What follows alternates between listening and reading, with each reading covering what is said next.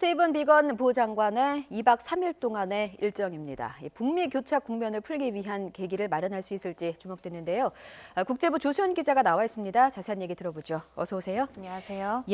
비건 부장관은 어제 오후에 오산 기지에 도착했는데 어제 오후에는 일정이 없었던 거죠? 네, 그렇습니다. 비건 부장관을 비롯한 미국 대표단 전원이 어제 한국 도착 직후에 가장 먼저 코로나19 검사를 받았습니다.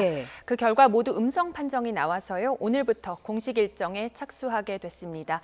다만 검사 과정에 시간이 소요되면서 어제 저녁에 예정됐었던 미국 대사관 만찬은 취소가 됐습니다.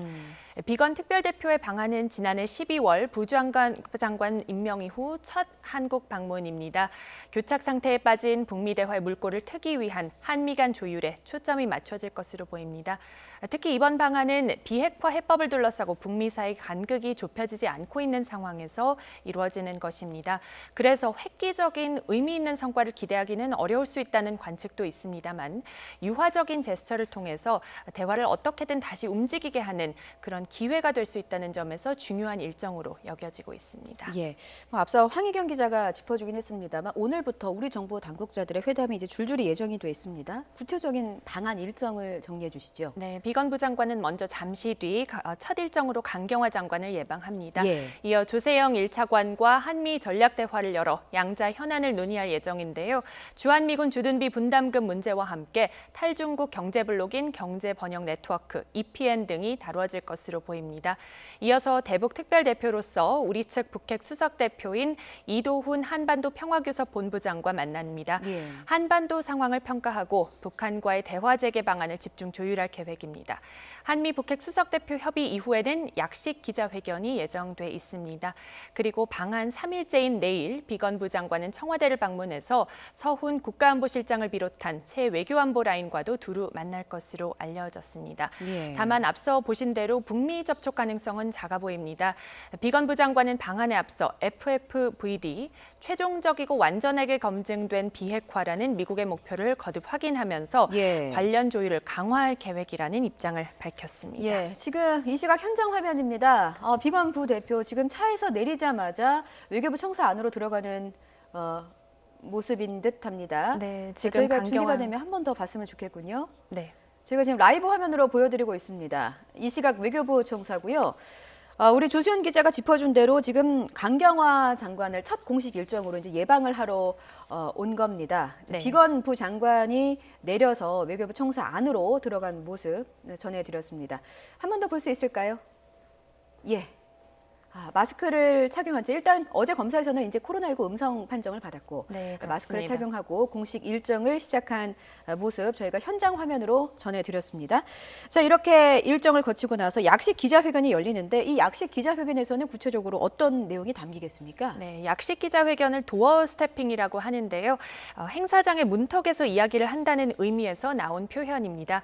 그래서 이 정식 기자회견보다는 상대적으로 간단하게 입장 표명을 하지 않을까. 아마 5분 정도, 5분에서 한 7분 정도 될 것으로 예상이 됩니다.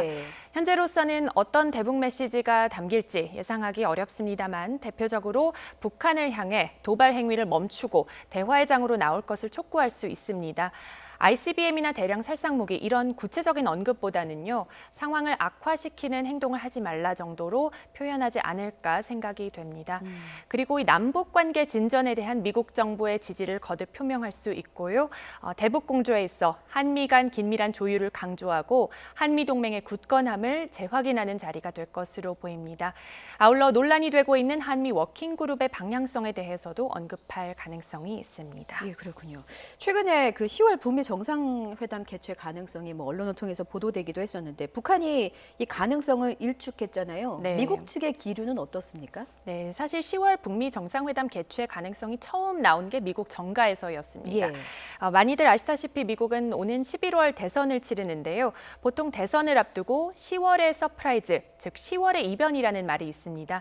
막판에 선거의 판도를 바꿀 수 있는 이벤트를 가리키죠.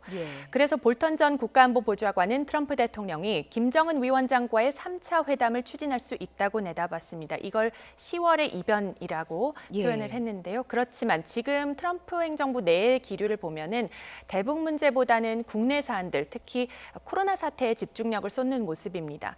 트럼프 대통령 입장에서는 코로나19 확산세가 얼마나 빨리 진정되느냐, 이르면 9월이나 10월에 미국민에게 백신을 공급할 수 있을까, 또 경제는 잘 정상화될까, 이런 문제들이 가장 결정적일 수밖에 없는 상황이고 실제로 표심을 좀 바꿀 수 있는 그런 좌우할 수 있는 그런 문제들이죠.